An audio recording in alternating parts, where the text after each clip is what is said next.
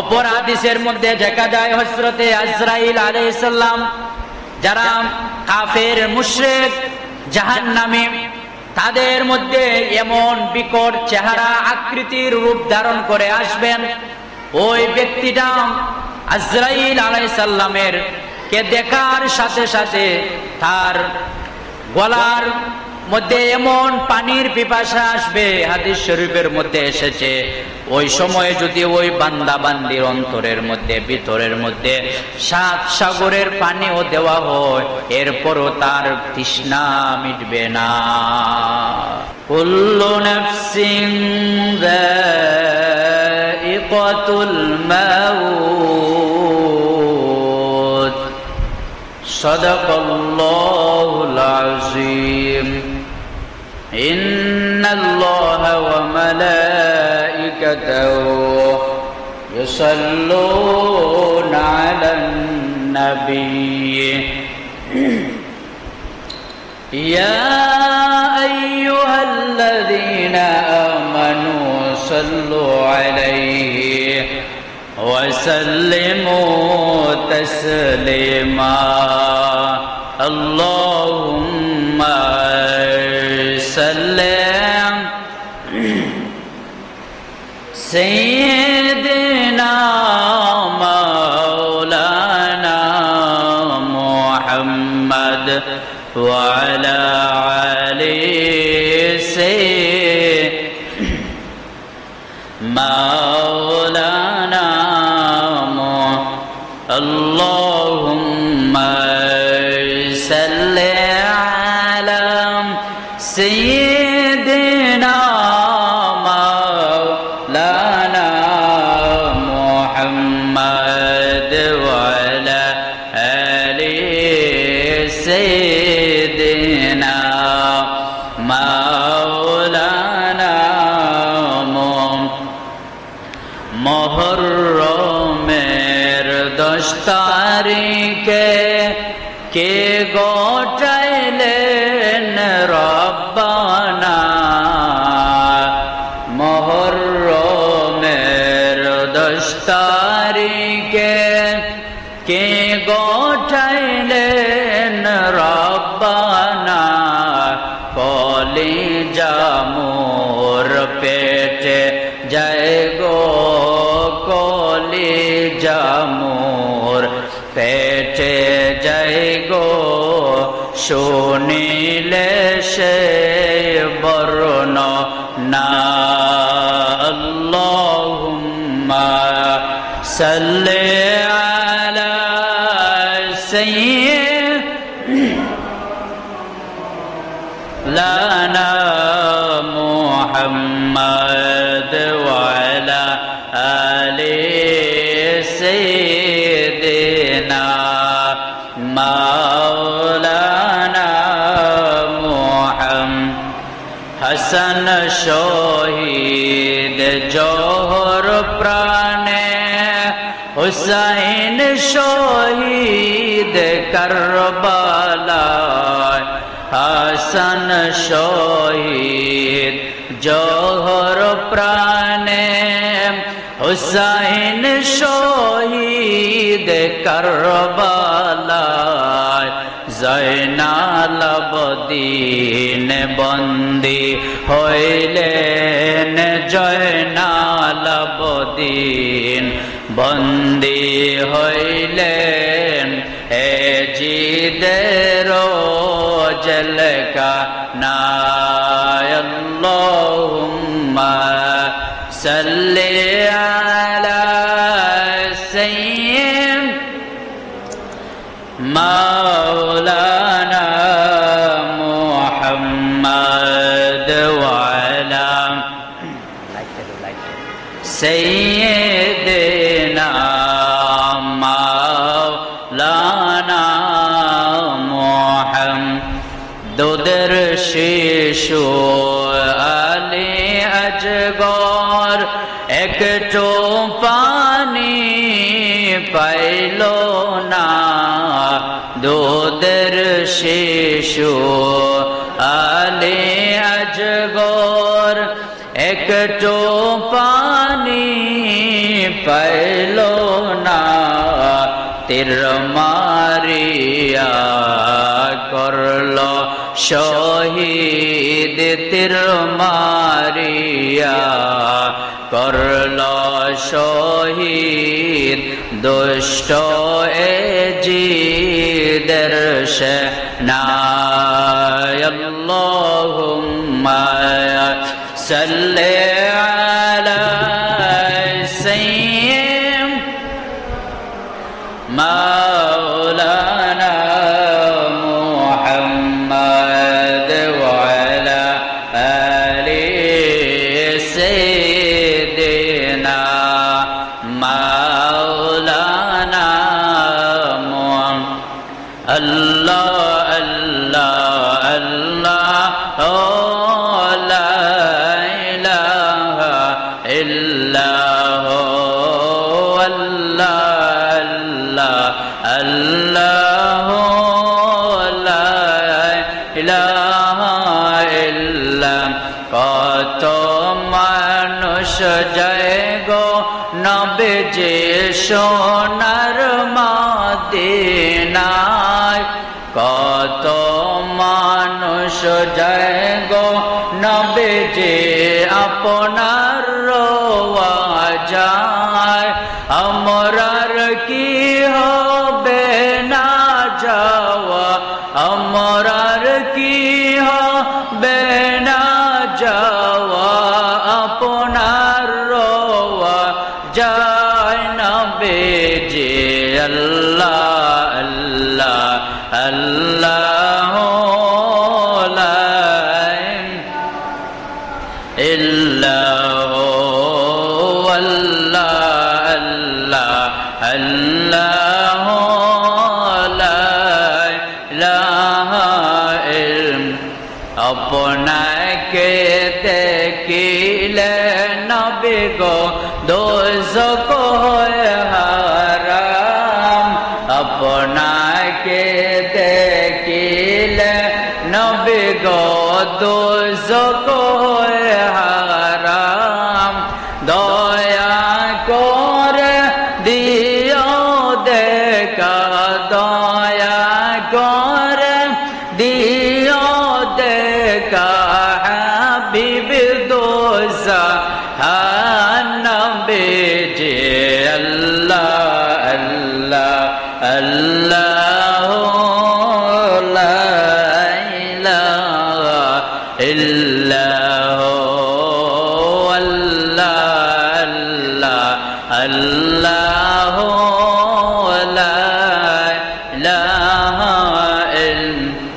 লা ইলাহা ইল্লাল্লাহ মুহাম্মাদুর রাসূলুল্লাহ সাল্লাল্লাহু তাআলা আলাইহি ওয়াসাল্লাম। মুআজ্জাজ মুকাররম উলামায়ে কেরাম, মুরব্বিয়ানে আযম, যুবক ভাইরাম, আমাদের মাইকের আওয়াজ যারাই শুনছেন মা ও বোনেরা, সকলের খেদমতে সালাম, রাহিমানি ওয়া রাহিমাকুমুল্লাহ। আসসালামু আলাইকুম ওয়া রাহমাতুল্লাহি ওয়া বারাকাতুহু। আসুন আমরা সর্বপ্রথমে মহান আল্লাহ পাক রব্বুল আলামিনের দরবারে শুকরিয়া আদায় করি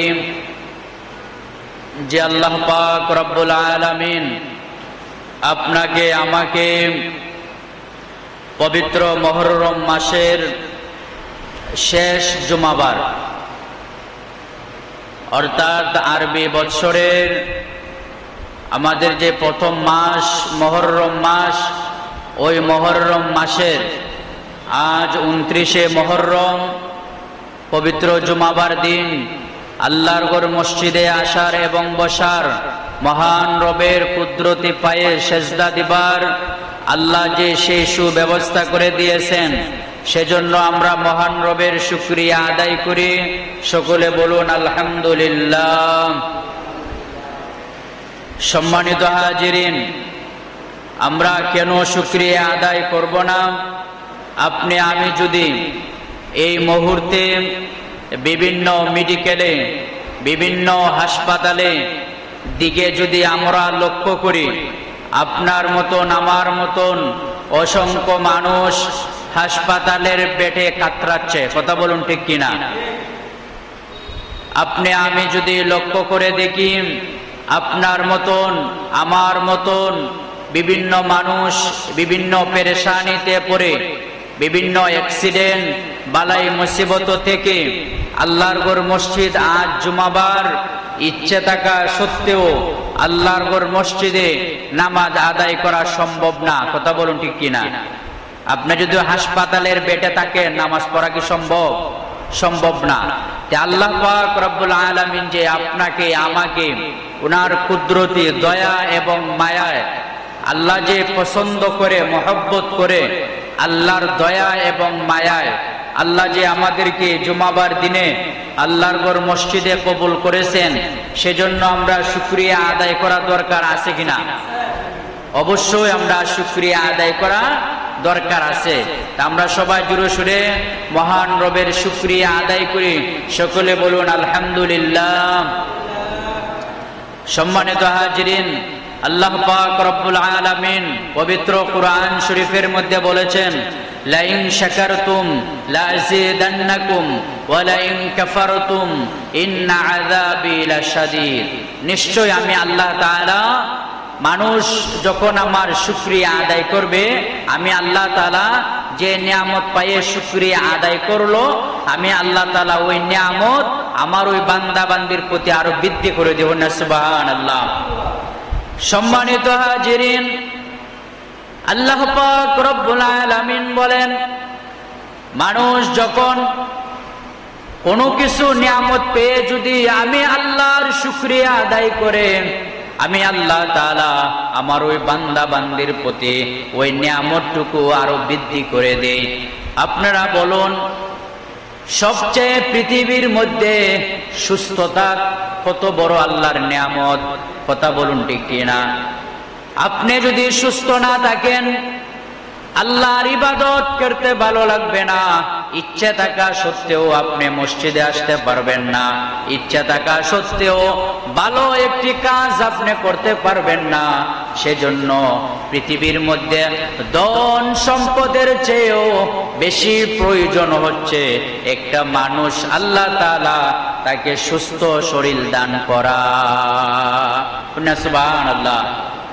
আপনি যদি সম্পদওয়ালা মানুষ হন, যদি আপনার প্রয়োজন 1 কোটি টাকা, যদি আপনি 1 লক্ষ টাকার হন, আপনি চলাফেরা করে খেতে পারবেন, আপনার জীবন পরিচালনা করতে পারবেন, বাচ্চা কাচ্চাকে নিয়ে অত খেতে পারতেন, গরুর গোশত খাবেন, আপনার মাছ ভর্তা। কিন্তু আপনার শরীর যদি সুস্থ না থাকে, আপনি কি কোনো কাজ করা, ইবাদত করা, কোনো সামাজিক অনুষ্ঠানে যাওয়া, কোনো কিছু কি আপনার ভালো লাগবে? কোনো কিছু আপনার ভালো লাগবে না। এজন্য আমরা আল্লাহর কাছে শুকরিয়া জানাই এবং আল্লাহর অশেষ রহমত এবং বরকতে আল্লাহ যে আমাদেরকে সুস্থ রেখেছেন, সেজন্য আমরা আল্লাহর কাছে শুকুর সকলে আবারও বলি আলহামদুলিল্লাহ।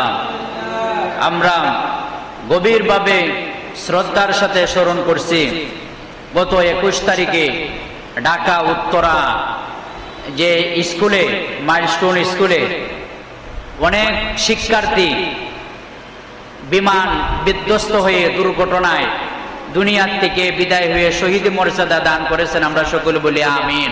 আল্লাহ পাক যেন তিনাদেরকে শহীদি মর্যাদা দান করেন, আমরা বলি আমিন।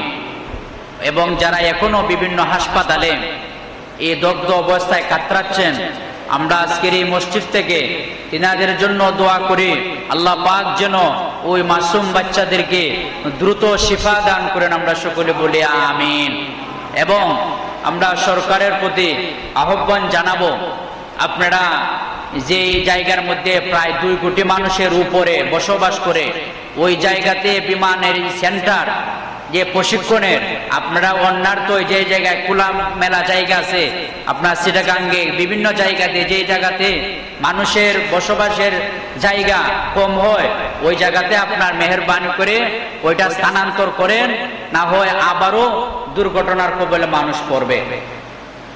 যাই হোক, আল্লাহ পাক রব্বুল আলামিন যেন আমাদের সকলকে এবং আমাদের সন্তানগুলোকে আল্লাহ যেন ওই সমস্ত বালাই মুসিবত থেকে আল্লাহ যেন হেফাজত করে, আমরা সকলে বলি আমিন। সম্মানিত হাজিরিন, আজ মুহররম মাসের শেষ জুমাবার, 29শে মুহররম। আজকের আলোচনার বিষয় হচ্ছে আপনার কবর সম্পর্কে। খুতবার আলোচক কবর সম্পর্কে আমরা ধারাবাহিকভাবে এই 4টি জুমা আহলে বায়াতের মহব্বত, মুহররম সম্পর্কে আহলে বায়াতের গুরুত্ব আমরা ধারাবাহিকভাবে 4টি জুমা আলোচনা করেছি। আমরা যে সমস্ত আহলে বায়াতের মহব্বত আলোচনা করেছি, মহান রব আল্লাহ পাক রব্বুল আলামিন যেন আমাদেরকে আহলে বায়াতের প্রেমিক হিসাবে কবুল করেন, আমরা সকলে বলি আমিন। এবং আজকের কবরের সম্পর্কে কিছু আলোচনা আপনাদের সামনে পেশ করব। মা তাওফীক ইল্লা বিল্লাহ। সম্মানিত হাজিরিন, আমি শুরুতে পবিত্র কোরআন শরীফ থেকে একখানা আয়াতে কারিমা তিলাওয়াত করেছিলাম। আল্লাহ পাক রব্বুল আলামিন বলেন, কুল্লু নাফসিন যায়িকাতুল মাউত। এই আয়াতের ব্যাখ্যা আল্লাহ পাক রব্বুল আলামিন বলেন, এই পৃথিবীর মধ্যে যত প্রাণী আছেন প্রত্যেকটা প্রাণী মৃত্যুর স্বাদ গ্রহণ করতে হবে। সুবহানাল্লাহ। এর ব্যাখ্যা এই আয়াতের শানে নজুলে মুফাসসিরিনে কেরাম, সাহাবায়ে কেরাম থেকে শুরু করে আমরা যদি কোরআন এবং হাদিসের আলোচনা দেখি, তাহলে দেখা যাব কি নবী রাসূল পয়গম্বর থেকে শুরু করে অদ্যাবধি পর্যন্ত একের পর এক মানুষ এই পৃথিবীর থেকে চলে যেতে হচ্ছে। কেউ কি দুনিয়াতে থাকা সম্ভব? কেউ দুনিয়াতে থাকা সম্ভব না। আমাদের এই দুনিয়া হচ্ছে ক্ষণস্থায়ী জিন্দিগানি। কি ক্ষণস্থায়ী জিন্দিগানি? মানুষ অল্প কিছুদিনের জন্য আল্লাহ তাআলা মানুষদেরকে মেহমান হিসেবে পৃথিবীর মধ্যে প্রেরণ করেছেন, আবার একদিন আমরা আল্লাহর কাছে চলে যেতে হবে। আসলে বর্তমান সময় কবরের ওয়াজ প্রতিটা মানুষই আমরা জানি যে কবর আমাদের কি অবস্থা হবে, বা এই পৃথিবীর থেকে আমরা চলে যেতে হবে। এরপরও আমাদের হেদায়েত হয় না।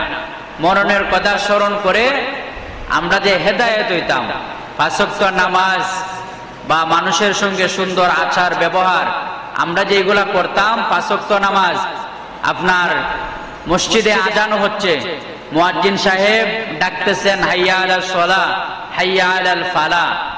এরপরও মানুষ কল্যাণের দিকে আসেন, যে আহ্বান করতেছেন মসজিদের দিকে আসার জন্য, কিন্তু এরপরও আমরা মানুষ আসি না। কেন আসি না?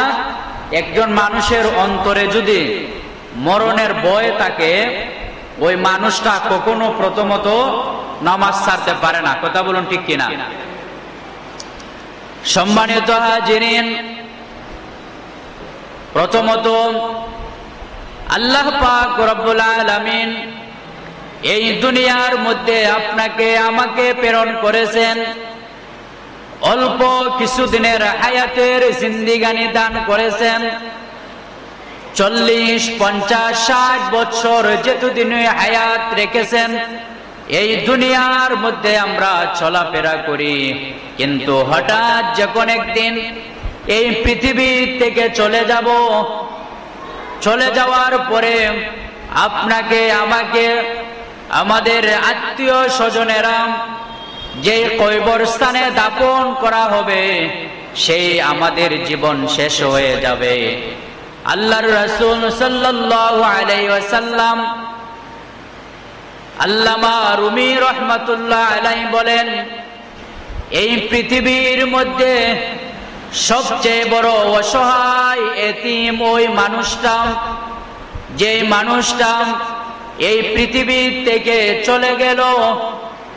আমরা অনেকেই বলি যার মা নাই বাবা নাই সে এই দুনিয়ার মধ্যে এতিম, কিন্তু আল্লামা রুমি রাহমাতুল্লাহ আলাইহি বলেন, যার মা বাবা দুনিয়ার মধ্যে নাই, সে এতিম না রে, কারণ তার মা বাবা যদি না থাকে, তার আত্মীয় স্বজনেরা পাড়া প্রতিবেশীরা তাকে জড়ায়া ধরে, কিন্তু কবরওয়ালারা এত বড় এতিম, যখন তাকে কবরের মধ্যে শোয়ানো হয়, মানুষ যখন আত্মীয় স্বজনেরা 40 কদম যখন অতিবাহিত হয়ে যায়, ওই মানুষটা এই সময় এমন এতিম হয় যে তো ওই কান্নাকাটি রোহাজারি করে না কেন, দুনিয়ার একটা মানুষেও তার কথায় কান দেয় না।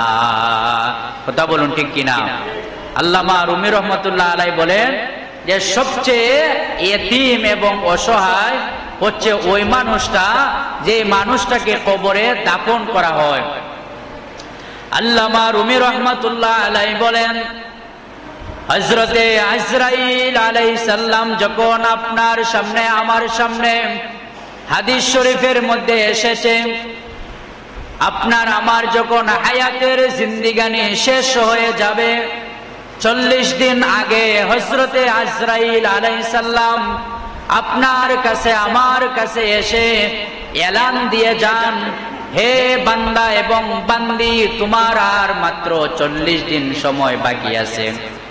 হাদিস শরীফের মধ্যে এসেছে, যখন ওই এলান দিয়ে যায়, যারা মুমিন মানুষ, আল্লাহওয়ালা মানুষ, তারা ঠিকই এই এলান, এই ইলহাম শুনতে পান এবং বুঝেন, ওই অনুযায়ী তার প্রিপারেশন নেন।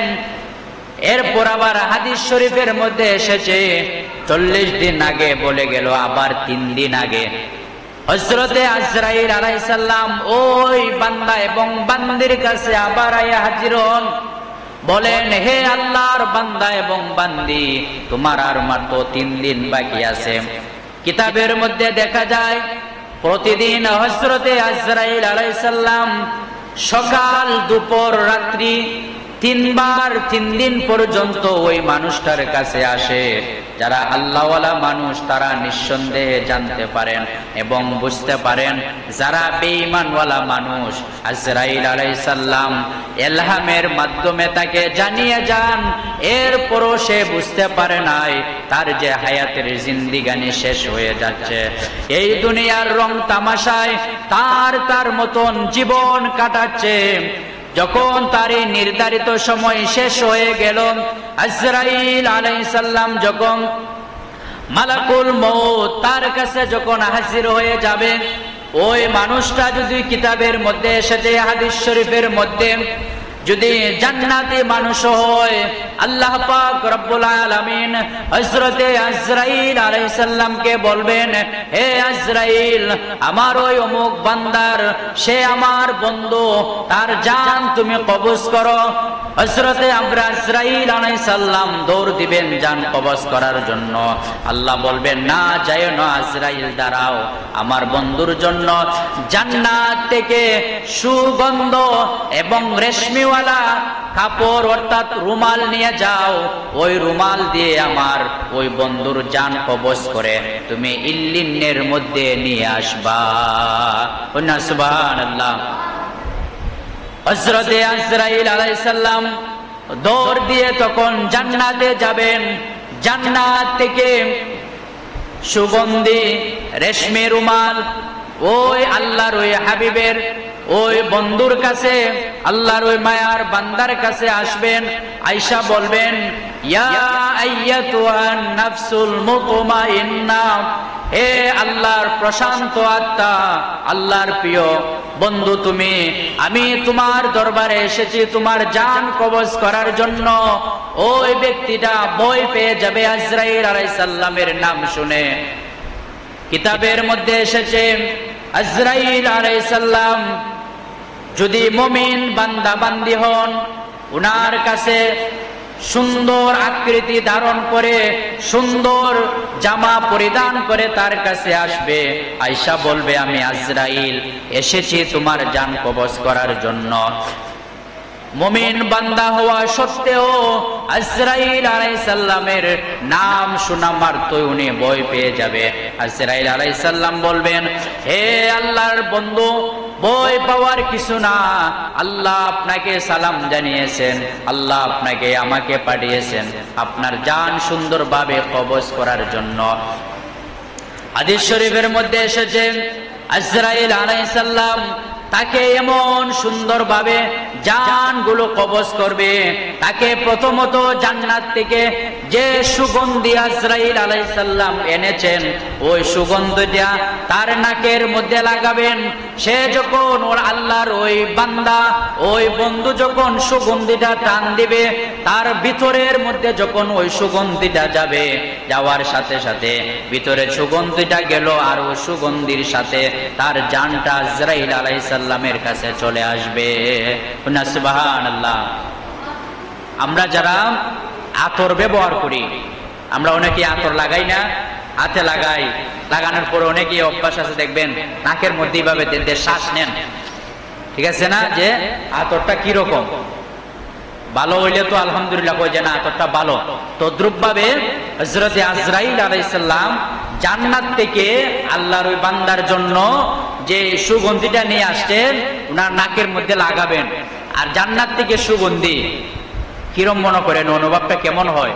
হ্যাঁ, ওই সুগন্ধিটা যখন ওই টান দিবে ভিতরের মধ্যে যখন যাবে, হাদিস শরীফের মধ্যে এসেছে ওই সুগন্ধিটা তার ভিতরের মধ্যে যাওয়ার সাথে সাথে ওই সুগন্ধির সাথে তার মানে জানটা বাইর হয়ে আসবে। সুবহানাল্লাহ।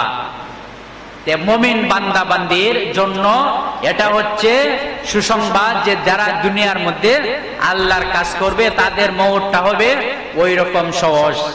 আমরা সহজ মরণ চাই কিনা? অবশ্যই চাই। চাইলে আমরা আমলওয়ালা জিন্দিগানি করতে হবে।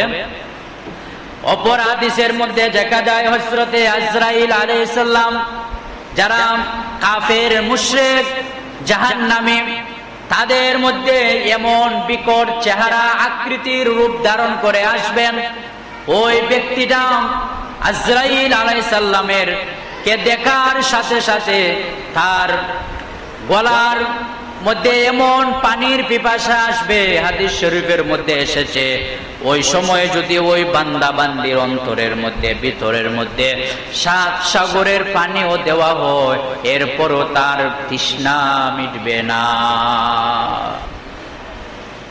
যারা বদকার জাহান্নামী মানুষ, তখন আজরাইল আলাইহিস সালাম তাকে ত্রাস সৃষ্টি করবেন, হে জাহান্নামী আসো, তোমাকে আমি তোমার জান কবজ করব। হাদিস শরীফের মধ্যে এই উপমা এসেছে। দেখবেন যেমন আমরা বিভিন্ন জায়গাতে গাড়ি চুরি হয় না, যেমন একটি নোহা গাড়ি, এটার মধ্যে তো মানুষ ন্যূনতম থাকে 6 জন 7 জন, ঠিক আছে না? এবং একদল ডাকাত রোডের মধ্যে 3 জন 4 জনে তারা গাড়ি আটকাইলো। আটকায়ে দেখবেন শুরুতে ওই সে তার যে হাতিয়ার থাকে, রান্দা হয়ে থাকে আর রোড হয়ে থাকে, যাই থাকে, দেখবেন আগে 2-3 জনে একটু বাড়ি মারি দিয়ে কিছু রক্তপাতের চেষ্টা করবে, যেন সকলের ভিতরে একটা ত্রাস সৃষ্টি হয়ে যায়। স্বেচ্ছায় তার কাছে যে জিনিসপত্র আছে সেগুলা যেন দিয়ে দেয়। কথা বলুন ঠিক কিনা? হ্যাঁ, তদ্রুপ ভাবে আজরাইল আলাইহিস সালাম হাদিস শরীফের মধ্যে এসেছে ওই জাহান্নামী বান্দা বান্দির নিকট এসে তাকে ত্রাস সৃষ্টি করবে, হে জাহান্নামী আত্মা আসো, তোমার জান আমি কবজ করার জন্য এসেছি। হাদিস শরীফের মধ্যে এসেছে এমন কষ্ট হবে আপনার জীবন্ত একটি ছাগলকে আপনি উল্টো করে যদি তার চামড়াটা টেনে টেনে ছিঁড়েন, যে কষ্ট হবে এর চেয়ে হাজারো হাজার গুণ বেশি কষ্ট হবে যারা জাহান্নামী ব্যক্তি তাদের জান যে হযরতে আজরাইল আলাইহিস সালাম কবজ করবে। সুবহানাল্লাহ। চিন্তা করেন যে যারা জাহান্নামী তাদের জানটা কবজ করার কত কি। জুমাবার দিন আসলে আলোচনা শেষ করা যায় না সংক্ষিপ্ত সময়। এই হলো আপনার নেককার এবং বদকারের জানের কবজ করার বিবরণ। এখন আসেন আমরা কবরের জগৎ। যে কথা বলতেছিলাম, হযরতে রুমি রাহমাতুল্লাহ আলাইহি বলেন আজরাইল আলাইহিস সালাম যখন তার জান কবজ করে নিল, যখন আত্মীয় স্বজনেরা দৌড়াদৌড়ি করে চলে আসে, একদল লোক আসে তাকে লাশ দৌত করার জন্য। ওই মাইয়িত ব্যক্তিটা যে লাশ দৌতওয়ানা ব্যক্তিদেরকে উদ্দেশ্য করে বলে, যে হে ভাই আমার শরীরে আস্তে আস্তে করে তুমি পানি ঢালো, সাবান বসাও, কারণ আজরাইল আলাইহিস সালাম আমার যে জান কবজ করে নিয়েছে, আমার সারা শরীরের রোগ টাস টাস করে ছিঁড়ে গেছে, তুমি যে জায়গায় ধরো আমি সে জায়গায় ব্যথা পাই। আল্লাহু আকবার। সারাটা শরীর আমাদের যে রোগগুলা আছে সকল রোগগুলা চূর্ণ বিচূর্ণ হয়ে যাবে। আমরা যে লাশগুলা দৌত করে সাবান মরায়, যে জায়গায় ধরা হয় ওই লাশের চিৎকার দিয়ে বলে, জিন্দাদেরকে বলে, কিন্তু আমরা কেউ কি শুনি? কেউ শুনি না। যখন তার আত্মা যখন বাহির হলো, একদল মানুষ দৌড়াদৌড়ি করে তার লাশ ঘর থেকে বের করে দেওয়ার জন্য প্রিপারেশন নেয়। ওই লাশটা তার ছেলে মেয়ে স্ত্রীদেরকে উদ্দেশ্য করে বলেন, হে আমার আদরের সন্তানেরা, এত টাকা এত পরিশ্রম করে আমি এত সুন্দর ঘর নির্মাণ করেছি, আজ আমার আত্মা যাওয়া সাথে সাথে তোমরা তাড়াহুড়া করছো আমাকে ঘর থেকে বের করার জন্য। আমাকে আস্তে আস্তে করে বের করো, কারণ আমি আর কোনোদিন ওই ঘরে ঘুমানোর জন্য আসব না। সম্মানিত হাজিরিন, যখন লাশটাকে কাটিয়ার মধ্যে তোলা হবে, যখন জানাজার মাঠের দিকে রওনা হবে, ওই সময় আবার লাশে জিন্দাদেরকে উল্লেখ করে বলবে, হে আমার আদরের সন্তানেরা, তোমরা আমাকে কোথায় নিয়ে যাচ্ছ? আমার এই সুন্দর ঘর বাড়ি রেখে আমাকে আস্তে আস্তে করে ঘর বাড়ি থেকে বাইর করো, কারণ ওই ঘর বাড়ি আমি জীবনের জন্য রেখে যাচ্ছি, আর কোনোদিন এই বাড়িতে আমি আসব না। সম্মানিত হাজিরিন, তার জানাজার শেষে আলোচনা সংক্ষেপ করতেছি, সময় নাই। যখন তাকে জানাজা শেষে কবরস্থ করা হবে, কবরস্থ করার পর মানুষগুলা যখন পাড়ায়া পাড়ায়া মাটিগুলা দিবে, লাশ আবার বলবে, হে বন্ধুরা, হে ভাইয়েরা, হে সন্তানেরা, আমার উপরে মাটিগুলো তোমরা আস্তে আস্তে করে দাও, কারণ যেই জায়গায় তোমরা আমাকে রেখে যাচ্ছ ওই জায়গা সবচেয়ে ভয়ঙ্কর জায়গা, অন্ধকারের জায়গা। তোমরা আমাকে কোথায় রেখে যাচ্ছ? যখন 40 কদম অতিবাহিত হয়ে যাবে, দুইজন ফেরেশতা ওনার কবরের মধ্যে হাজির হবে। হাদিস শরীফের মধ্যে এসেছে, যদি ওই ব্যক্তিটা বৎকারকারী ব্যক্তি হয়, জাহান্নামী ব্যক্তি হয়, কালো আকৃতি রূপ করে ফেরেশতা আসবে, চক্ষুগুলা হবে নীল রঙের চক্ষু। যখন ওই ফেরেশতাকে ওই ব্যক্তিটা দেখবে, এমন ভিতরে তার ভয় চলে আসবে। হাদিস শরীফের মধ্যে এসেছে, ওই ব্যক্তিটা এমন ভয়ঙ্কর হয়ে যাবে, তার চেহারাগুলো এমন মলিন হবে, দুনিয়ার মানুষ যদি ওই সময়ে দেখতো, মানুষ পাগল পাগল হয়ে পাহাড়ের দিকে ছুটে যেত। সম্মানিত হাজিরিন, ওই সময় আজরাইল আলাইহিস সালাম ওনার কার্যক্রম শেষ করে যখন ফেরেশতার কাছে চলে গেল, যদি জাহান্নামী ফেরেশতা হয়, ওই আকৃতিতে উনাকে বসানোর পর উনাকে প্রশ্ন করা হবে। জান্নাতি মানুষ যদি হয়, ফেরেশতা আসার আগে আগে দেখবে দুজন মানুষ, একজন মানুষ উনার পাশের মধ্যে দাঁড়ানো। ফেরেশতা উনাকে প্রশ্ন করবে যে, ভাই তুমি কে এইখানের মধ্যে দাঁড়িয়ে আছো? ওই মানুষটা বলবে যে, ভাই আমি হচ্ছি আল্লাহর ওই কোরআন। ওই দুনিয়ার মধ্যে থাকতে ওই মানুষটা আমি কোরআনকে বেশি মহব্বত করেছে, ওই কোরআনকে বেশি সম্মান করেছে, এজন্য পৃথিবীর তার ছেলে মেয়ে আত্মীয় স্বজন সবাই তাকে রেখে চলে গিয়েছে, আমি কোরআন তার কাছ থেকে বিদায় নেই না। তুমি অল্প কিছুক্ষণ সময়ের জন্য চলে যাও, আমরা তাকে প্রশ্ন করা হবে, উনি বলবে তোমরা চলে যাও, আমি যাব না। কেন? কারণ আমি কোরআন তাকে রেখে যেতে পারি নাই। তুমি কতক্ষণ পর্যন্ত থাকবা? হাত্তা ইয়াদখুলুল জান্নাহ, আমি তারে আল্লাহর তৈরি জান্নাতে না পৌঁছায়ে তার কাছ থেকে আমি বিদায় নিব না। সুবহানাল্লাহ। এই দুনিয়ার মধ্যে আমরা কোরআনে মহব্বত করলে লাভ না লস? হ্যাঁ, লাভ।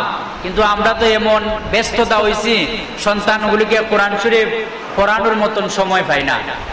কিন্তু দেখেন ওই সময় তো সবাই চলে যাবে, ফেরেশতা আসছে উনাকে সওয়াল জবাব করানোর জন্য, কিন্তু ফেরেশতাকে বলে তুমি চলে যাও, আমি যাব না। সুবহানাল্লাহ। তাহলে আপনি আমরা আমলওয়ালা জিন্দিগানি করতে হবে, কবরের কথা বেশি বেশি করে স্মরণ করতে হবে।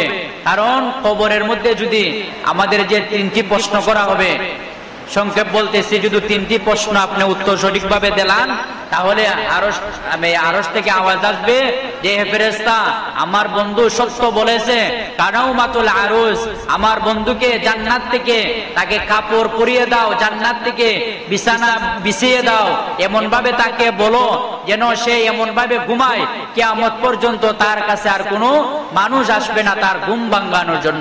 সুবহানাল্লাহ। যদি আমি জান্নাতি মানুষ হতে পারি, পরকালে আপনার জন্য আমার জন্য হবে শান্তি। আর যদি জান্নাতি মানুষ না হন, ওই সময় কবরে আপনার আযাব শুরু হয়ে যাবে। যেভাবে আপনি জান্নাতি হলে জান্নাত থেকে আপনার এই কবরের সাথে জান্নাতের জানালাগুলো দরজাগুলো খুলে দেওয়া হবে, আরাম হাওয়া বাতাস আপনার কবরে আসবে জান্নাত থেকে, নাজ নিয়ামত গুলো আপনি উপভোগ করবেন। তদ্রূপ ভাবে আপনি যদি জাহান্নামী ব্যক্তি হন, তাহলে জাহান্নাম থেকে আপনার কবরের মধ্যে সুরুং করে দেওয়া হবে, জাহান্নামেরই আযাবগুলো কবরে থেকে থেকে আপনি উপভোগ করতে থাকবেন। শুধু তাই নয়, সাথে সাথে ফেরেশতা বলবে, আপনি যখন উত্তরগুলো দিতে পারবেন না 3টি প্রশ্নর, সময় কমের জন্য আর বিস্তারিত বলতেছি না, তখন আপনার যে কবরের যে মাটি, প্রথমত আপনার তো এই কবরের মাটি, ঠিক না, এরপরে তো আপনার বিচার, ওই মাটি আপনাকে এমন ভাবে চাপা দিবে, হাদিস শরীফের মধ্যে এসেছেন, আপনার এক দাঁড়ের হাড় আর এক দাঁড়ে চলে যাবে, ওই দাঁড়ের হাড় ওই দাঁড়ে চলে আসবে, শুধুমাত্র এই মাটির চাপে, একটি মাত্র মাটির চাপে। আল্লাহ পাক রব্বুল আলামিন আমাদের সকলকে যেন কবরের আযাবের ভয়, যে কোনো মানুষ আপনাকে পরিবর্তন হলে মানুষ নিঃসন্দেহে তার অন্তরের মধ্যে মরণের ভয় আনতেইব, আর তার ব্রেইনের মধ্যে আনতেইব যে সম্পদ তো করছি, পাশাপাশি পরকালের কিছু সম্পদ কিভাবে করা যায়।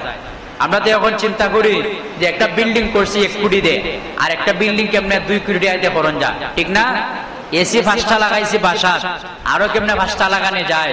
আল্লাহ রাসূল সাল্লাল্লাহু আলাইহি ওয়াসাল্লাম বলেন, বুদ্ধিমান ওই ব্যক্তি যে ব্যক্তিটা পরকালের সামানা জোগাড় করার জন্য তার ব্রেনকে খরচ করে। আলহামদুলিল্লাহ, ওই ব্যক্তিটা সবচেয়ে বুদ্ধিমান। আল্লাহ রাসূলের ভাষ্য অনুযায়ী আল্লাহ পাক রব্বুল আলামিন যেন আমাদের অন্তরে মরণের ভয় পয়দা করে দেয়, এবং বেশি বেশি করে যেন আমরা নেক আমল করতাম পারি। আল্লাহ যেন আমাদেরকে সেই তৌফিক দেন। ওমা আলাইনা ইল্লাল বালাগ। আসসালামু আলাইকুম।